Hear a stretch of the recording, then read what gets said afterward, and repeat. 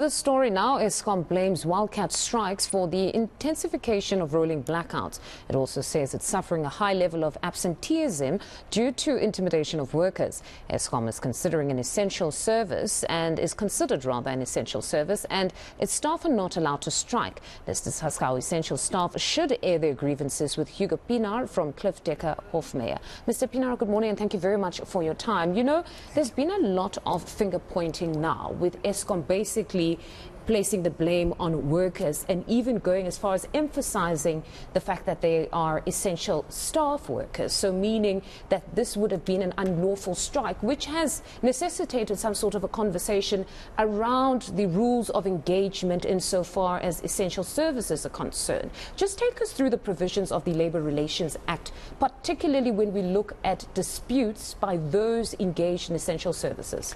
Thank you, Mfundo. Well, what people often forget is that Eskom is not only an essential service, but it's also a national key point in terms of that key point legislation. So it has a sort of double protection almost. The one is that employees in that industry, in an essential service industry, would ordinarily not be entitled to strike, and the court has just declared the strike to be unprotected. And their rights in terms of that is then substituted with the right to have wage disputes adjudicated by an arbitrator.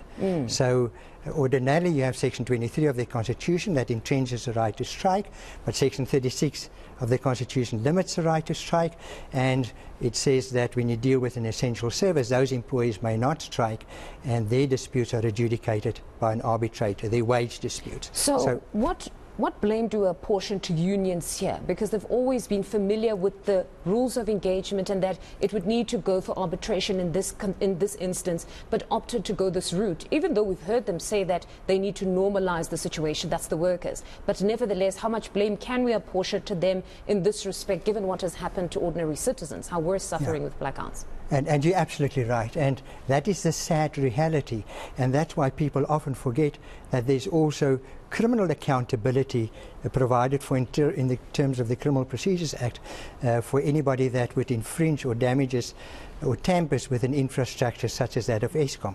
And the question is whether the current conduct would fall within that category or not.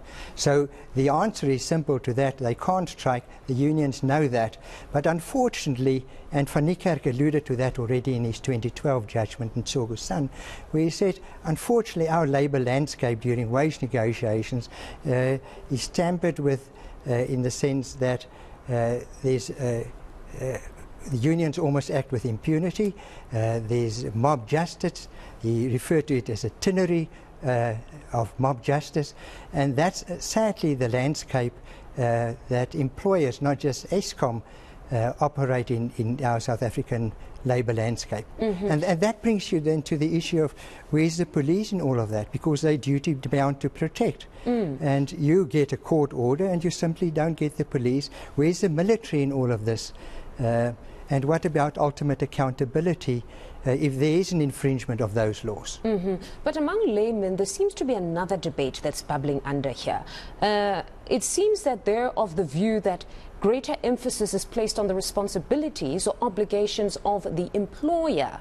Employee rather, insofar as them being essential workers, but very little emphasis on the obligations or responsibility of the employer to ensure that the working conditions are adequate, that they have their benefits as essential service providers, because there were some that spoke anonymously to newspapers and they stated that we are told daily that we are essential service providers, but really our benefits and our remuneration does not reflect that we are in fact essential service providers. So how much responsibility then do we also apportion to the employer to say, if you're going to go into negotiations with essential service workers, responsibility is yours to make sure that you don't deadlock, or you come humbly, not as arrogant as they claim the employer had come and said, we're not having this conversation around salaries. So how much blame do we apportion to them in this whole situation that we're in as ordinary citizens who had nothing to do with what happened there? It unfortunately becomes a blame game, and you often have the parties blaming one another. But the point is they operate within the auspices of the law. there are certain limitations and duties on both parties. The employer is duty bound to ensure that it complies with its obligations in terms of legislation, labour law and otherwise, and if it doesn't, then there are mechanisms for them to be held accountable, whether it be before the labour court or otherwise, and the same with regard to the trade unions on the other hand and the employees. In wage negotiations, of course, it's typically a dispute of interest. So people take a position. Employers would say, look, I can't really afford more wages. Or in Eskom's case, I've seen an article yesterday where they say the employees there are paid on average about the third highest in that type of category in the country on average. But in a normal environment, that's a dispute of interest where people would go on strike and the employer can lock out, and there are mechanisms in terms of the Act. In this case, there are different mechanisms put in place, i.e. arbitration. And that means that if the employer goes into this process on an arrogant basis, the employer will suffer the consequences of that during arbitration proceedings. So there are mechanisms in terms of the Act to address the behaviour of both parties, and they must act responsibly, as one would expect them to do. You know, I know this is a bit technical, but I think perhaps it is to the benefit of others that are still confused as to essential service workers not absolutely being allowed to strike at any point. If we had to venture into the provisions of the minimum services, it seems to me, I was just browsing through the Labour Relations Act, and I found that they do have that little bit of leeway to say, if there was an agreement signed between the employer and employee to say, we will provide a minimum service to you, then we could still continue to protest. Does that perhaps assist in such respects where you do embark on some sort of protest action, but you first sign an agreement to say, I will give you the bare minimum at the very least to ensure that you don't have or suffer the consequences as we're suffering now? Would that have been beneficial in this respect where they entered into such an agreement before? Well, there are provisions for minimum services as there are provisions for maintenance type of services. But of course, the bottom line is, as you've indicated, you need an agreement. And ultimately, Eskom is duty bound to render its services, and hence it's an essential service. And if there's no agreement to address that, then the bottom line remains that those employees can't strike. And that's the law. And we must either abide by the law or not. And as I've indicated, there's ample provision in legislation to address behaviour and non-compliance of both parties.